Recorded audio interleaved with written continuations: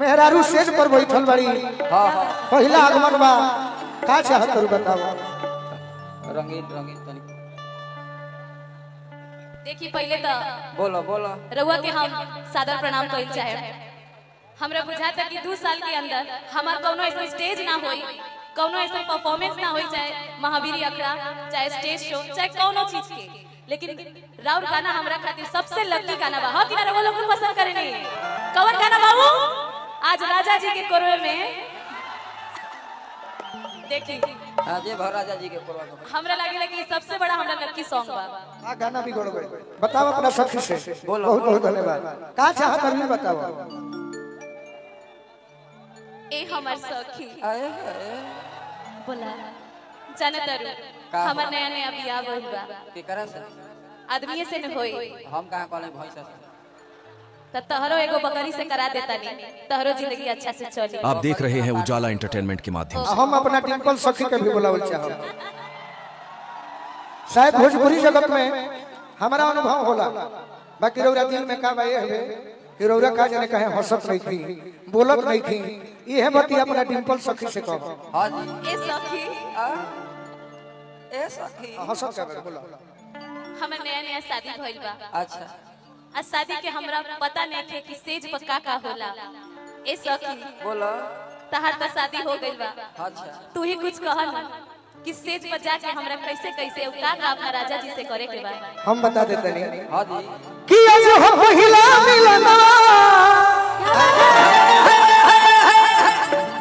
ए डिंपल भौजी ए भौजी देखो भाई ए भाई प्रोग्राम कोनो करी जमे के चाहिए। हां जी गलती ना ना हमारी बनी कबे से बोका लेखा बैठल अब मन लागत बने रौदा सब तो हुले ले पहले बनी गलती ना ना काहे रौदा दूर खड़ा बनी।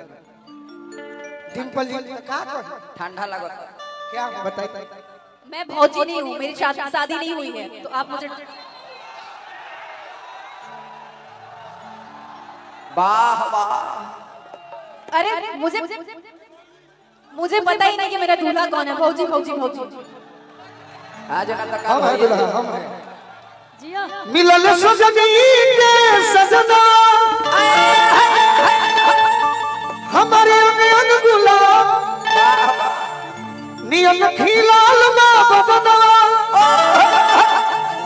सुनी सुनी भगवान जग बिहान हो खदी कि आज राजा जी के कोरवे में जवन हो खदी। आज राजा जी के कोरवे में जवन हो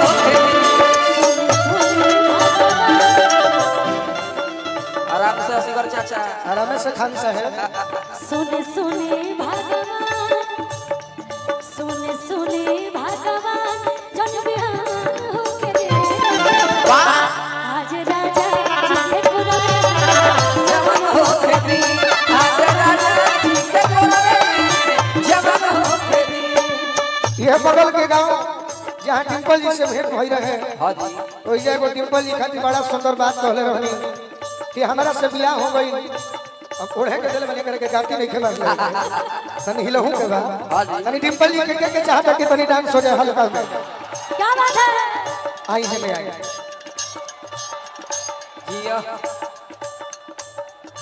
ठीक लगा हम सम्मानित कर देंगे रौरा के लेके पत्नी को हमारी प्रियावा से का हो ले आई ललवा नयो बही छोट बाटे राजा लइका बानी ले आई लाया वही छोटा बाटे राजा लइका बानी अरे सुतो बिछा के कुछ दिन बहुत छाए राजा लइका बानी सुता बिछा के कुछ दिन बहुत छाए राजा लइका बानी आज राजा के कोरवे जवन हो एक लाइन गा दो हमारा फेवरेट है यही में हमारा सब भाई खातिर कौन कहे चश्मा लगा के सब लगा साउथ वाला हीरो से चश्मा लगा के सब लगा तारा साउथ वाला हीरो से कम लगा तारा तोहरे के दिल हो देह बे करे जा तू तो बोला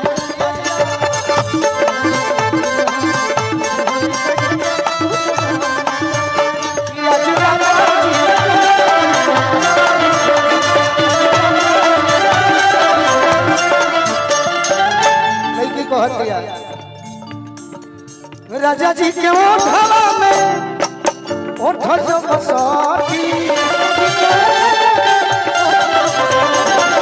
भुक भुक करी हमारा दिलवा के मोती रात भर लम्हे दरिया में रात भर लम्हे दरिया में नेहन हो खेती आज राजा जी के कोरे में जान हो खेती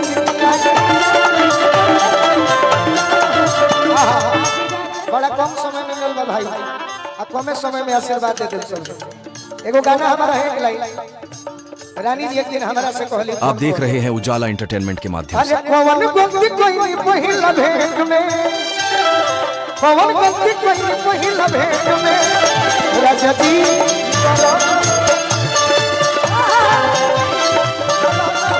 मजा नहीं मिले चॉकलेट में मजा नहीं मिले चॉकलेट में राजा जी